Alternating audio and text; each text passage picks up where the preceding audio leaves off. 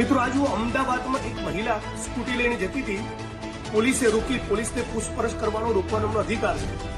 આ દરમિયાન બેને પૂછ્યું કે તમે કોણ છો, એટલે પોલીસ કર્મચારીએ કહ્યું આ મારું આઈ કાર્ડ।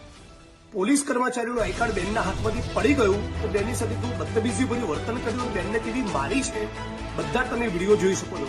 આ વિડીયો ગુજરાતના ખૂણે ખૂણે શેર કરો અને રાજ્યના પોલીસ વડા અને હર્ષ સંઘવી આર્ટ ચોપડી પાસે મોકલી આપો, જેથી ખબર પડે કે પોલીસના કેટલાક લાંચી અધિકારીઓ, ભ્રષ્ટ અધિકારીઓ અને કેટલાક અધિકારી જેના સત્તાનો ઘમંડ છે એ ગુજરાતના નાગરિકો સાથે કેવી બદતમીજી કરે છે અને કેવું વર્તન કરે છે। આપણે બધા સાથે મળીને માંગણી કરીએ કે આ પોલીસ કર્મચારીની સામે ગુનો દાખલ થવો જોઈએ અને જે પોલીસ સ્ટેશનના હદ વિસ્તારમાં ઘટના બની છે એ જ પોલીસ સ્ટેશનના લોકઅપમાં આ પોલીસ કર્મચારીને રાખવામાં આવે। તે શું કહે છે? હું ઓફિસથી આવતી હતી ઘર તરફ, તો ત્યાં આગળ અંજલી સાઈડ સિગ્નલ ચાલુ હતું।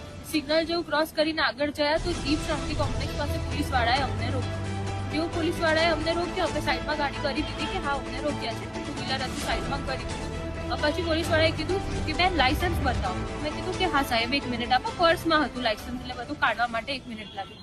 પછી તરત ને તરત એક બીજી મિનિટે ચિલ્લાવા લાગ્યા કે કેટલી વાર લાગે છે બેન, લાયસન્સ કાઢતા આટલી વાર હોય? મેં કીધું કે તમે પોલીસ છો, તમે શાંતિથી વાત કરો। તો એમને કીધું કે એટલે હું આટલો આક્રોશ જોઈને ડરી ગઈ કે પોલીસ આ રીતે વાત કરે છે। તો એમને કીધું જો